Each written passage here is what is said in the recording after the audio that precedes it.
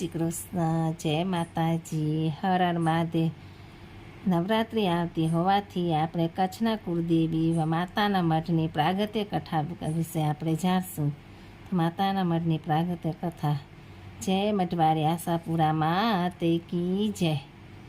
આશરે દોઢ હજાર વર્ષ પહેલાં મારવાડનો વાણિયો તેની વણઝાર સાથે ફરતો ફરતો અશ્વિન નવરાત્રિમાં હાલ જ્યાં દેશદેવી શ્રી આશાપુરા માતાજીનું મંદિર આવેલું છે ત્યાં માતાના મઢ આવીને રોકાઈ ગયો।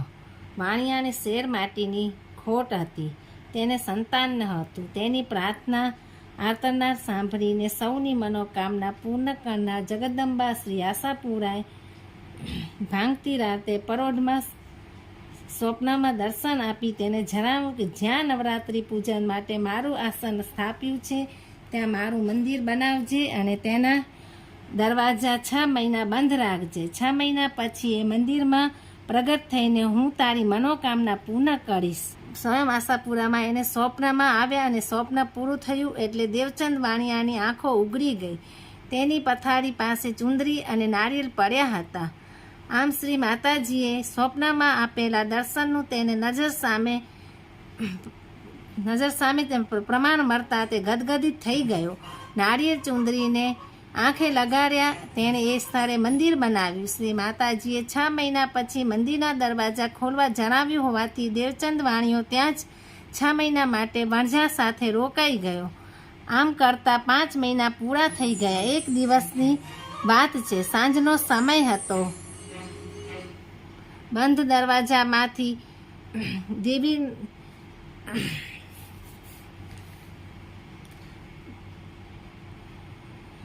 5 મહિના પૂરા થઈ ગયા। એક દિવસની વાત છે, જ્યાં સાંજનો સમય હતો। બંધ દરવાજામાંથી દેવી ગાન નુપુરના ઝંકાર સાથે સંભળાયો। માતાજીએ આપેલા 6 મહિનાના સમયગાળામાં તો હજુ તો 1 મહિનાની વાર હતી, પણ દેવચંદથી રહેવાયું નહીં।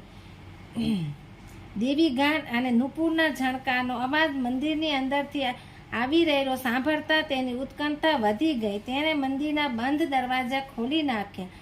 જેવા દરવાજા ખોલ્યા કે તરત જ દેવી ગાન અને નુપુરના ઝણકાર સંભળાતા બંધ થઈ ગયા।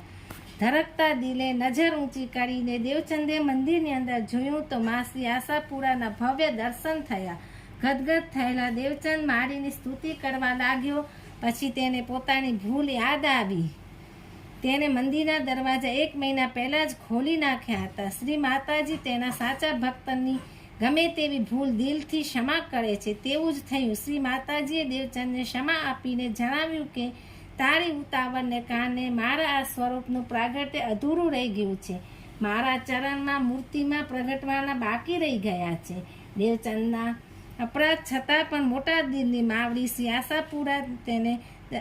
આશાપુરામાં પોતાના દરેક ભક્તના સંતાનને છોકરાની જેમ જ વાલા હોવાથી દેવચંદને મારીને વરદાન માંગવા જણાવ્યું। દેવચંદ છે તે વરદાન માંગતા કહ્યું।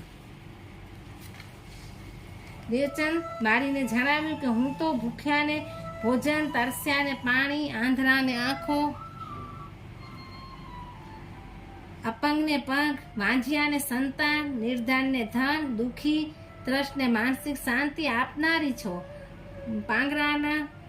પાંગરાને પાર ઉતારનારી છો। ગમે તેવી આફતને દૂર કરનારી છો। અશક્યને શક્ય કરનારી દીન દયાળુ તું છો। જેનો કોઈ આરો ઓવારો નથી હોતો તેનો બેડો પાર કરનારી છો મારી। પણ હે મારી, તારી દયાથી મારી પાસે બધું જ છે, પણ મારે ત્યાં વારસ નથી। શેર માટીની ખોટ છે, માટે હે મા શ્રી આશાપુરા તમે પ્રસન્ન થયા હો તો મને સુપુત્ર પ્રાપ્ત થાય એવા આશીષ આપો। તથાસ્તુ કહીને શ્રી આશાપુરા માતાજી અંતર્ધ્યાન થઈ ગયા। થોડા મહિના પછી મારીની દયાથી દેવચંદને પુત્ર પ્રાપ્ત થયો।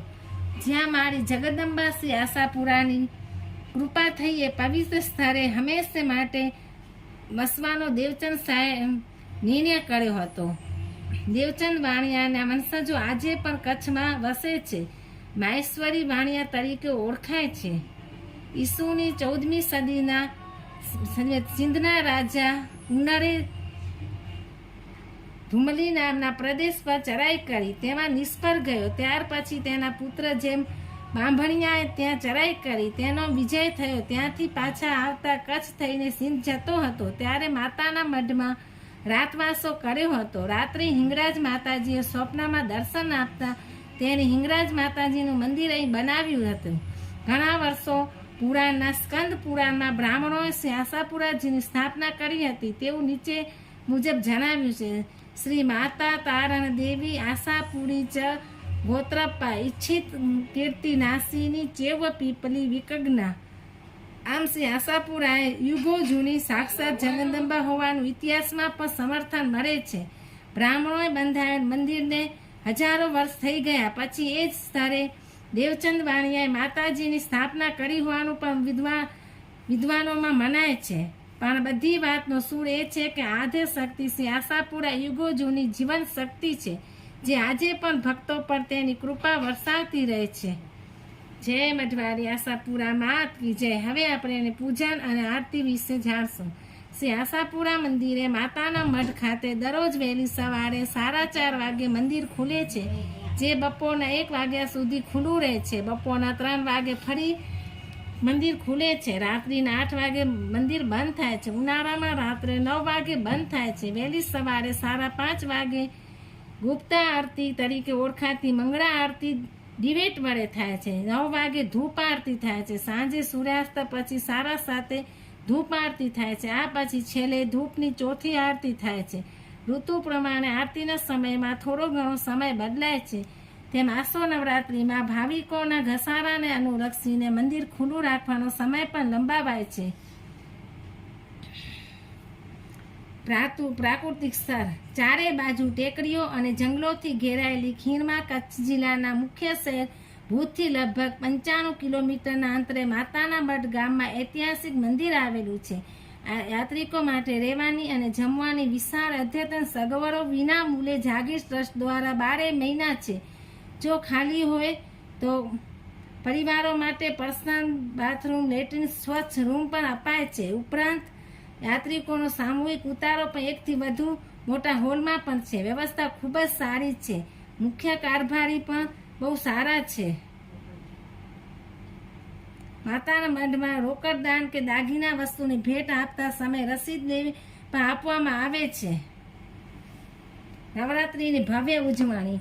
ચૈત્રી અને આસો નવરાત્રિની ભવ્ય ઉજવણી થાય છે. ખાસ તો આસો નવરાત્રિમાં લાખો લોકો ભુજ, ગાંધીધામ, રાપર, માંડવી, દેશ વિદેશ માંડીને મુંબઈ, કલકત્તા, જામનગર જેવા દૂર દૂરના સ્થળોએથી પગે ચાલીને માતાના મઢ આવીને સામે ખડક સાથે પૂજા તપસ્યા કરે છે અને પગપાળા પણ એટલા જ આવે છે. આજે પણ આ પ્રથા રૂપે અમાસની એકમથી સંઘની અષ્ટમી સવાર સુધી પૂજારી કાપરી રાજા એક જ આસન પર બેસીને ઉગ્ર માતાજીની સ્થાપના કરવામાં આવે છે. તેના પર રામપ્યારો ઢંકાય છે. આ રામપ્યારામાં પણ જવ વાવવામાં આવે છે. અખંડ જ્યોત પ્રગટાવાય છે. ખડકધારીને દહીંનો ખોરાક અપાય છે. એકાદ વાર ચા પણ અપાય છે. આઠમની સવારે શ્રી આશાપુરા માતાજીની આરતી થયા બાદ નવરાત્રિના ઉત્સવની પૂર્ણાહુતિ થાય છે. કચ્છના રાજકુટુંબના સભ્યો અશ્વિન નવરાત્રિમાં અને ગાદીના અધ્યક્ષ ચૈત્રી નવરાત્રિમાં ખડકધારીને આસનેથી ઊભા થાય છે. અદ્ભુત હવન પણ થાય છે. 7મ અને 8મની રાત્રિના શ્રી આશાપુરા ધામમાં હવન થાય છે. હવન વિધિ ગાદીના અધ્યક્ષના હાથે કરવામાં આવે છે. આરતી ઉતારાય છે. રાવરપત્રી અને જવારા સાથે વર આપીને બનાવટી પત્રી નવરાત્રિમાં શ્રી આશાપુરા માતાજીને જમણા ખભા પર સિંદૂરમાં ચોંટાડવામાં આવે છે. ચામરધારી કચ્છના રાજવી માતાજીની આરતી ઉતારે છે. ત્યાર પછી ખભા પરના ખેસના 2 છેડા બંને હાથે પકડીને માતાજી સમક્ષ ઊભા રહે છે. ઝાલર અને ઘંટ વાગે છે ત્યારે એક અદ્ભુત ચમત્કાર સર્જાય છે. માતાજીના જમણા ખભાથી પતરી ઉડીને રાજવીના ખોરામાં પડે છે. આ અદ્ભુત ઘટના આસો નવરાત્રિ દરમિયાન આજે પણ લાખો લોકો દર વર્ષે માતાના મઢમાં નજર સામે અને ક્લોઝ સર્કિટ ટીવી અને વિડીયો કેસેટ દ્વારા પોતાની સગી આંખે જુએ છે. પુણે પ્રતાપી અદ્ભુત ત્રિકોણ. આ ધામ ઐતિહાસિક ચાંચરકુંડ મંદિરના નજીકમાં છે. ત્યાં શ્રી ચાંચરા માતા છે. બાજુમાં ખટલા પર્વત પર આ શ્રી ખટલા ભવાની માતાજી બિરાજમાન છે. શ્રી આશાપુરામાં, શ્રી ચાચરામાં અને શ્રી ખટલામાં 3 સ્થાનકોથી ત્રિકોણ સર્જાય છે, જે ખૂબ જ પવિત્ર અને પુણ્ય પ્રતાપી મનાય છે. તેથી આ સ્થાનમાં કરેલો સંકલ્પ અથવા આ સ્થાનને યાદ કરીને કરેલી માનતા કદી નિષ્ફળ જતી નથી, એવું ઇતિહાસમાં પણ વિદ્વાનોએ નોંધ્યું છે. મંદિરનો સમય દરરોજ 4:30 મંદિર ખુલે છે, બપોરે 1 વાગે બંધ થાય છે અને બપોરે 3 વાગે ફરીથી ખુલે છે. રાત્રિના બંધ થવાનો સમય બદલાતો રહે છે. જાન્યુઆરી ફેબ્રુઆરીમાં રાત્રે 8 વાગે, માર્ચથી ઓક્ટોબર રાત્રે 9 વાગે અને નવેમ્બર ડિસેમ્બરમાં રાત્રે 8:30 મંદિર બંધ થાય છે. આસો નવરાત્રિમાં બપોરે મંદિર ફક્ત 2:30 થી 3 વાગ્યા સુધી જ બંધ રહે છે. જમવાનો સમય પણ બપોરથી 11:30 થી 12:30 અને સાંજના 8 થી 9 છે. ભુજથી સવારે 5:30 થી નાના સરોવર બાજુ જતી એસટી કે ખાનગી બસો દરેક કલાકે માતાના મઠ જવા માટે મળી રહે છે. નવરાત્રિમાં તો ત્યાં બહુ જ હોય છે ઘસારો અને ઘણા વાહનો ત્યાં મળી જાય છે. જય મઢવારી આશાપુરામાં તે કી જય. જય શ્રી કૃષ્ણ. જય માતાજી. હર હર મહાદેવ. તમને એવી જ કથા, વાર્તાઓ, ધાર્મિક કાંઈ પણ સાંભળવું હોય તો મારી ચેનલને લાઈક કરો, શેર કરો, સબસ્ક્રાઈબ કરો અને આગળ નવી કંઈ કથાઓ કે સાંભળવી હોય તો કમેન્ટ કરો. હર હર મહાદેવ.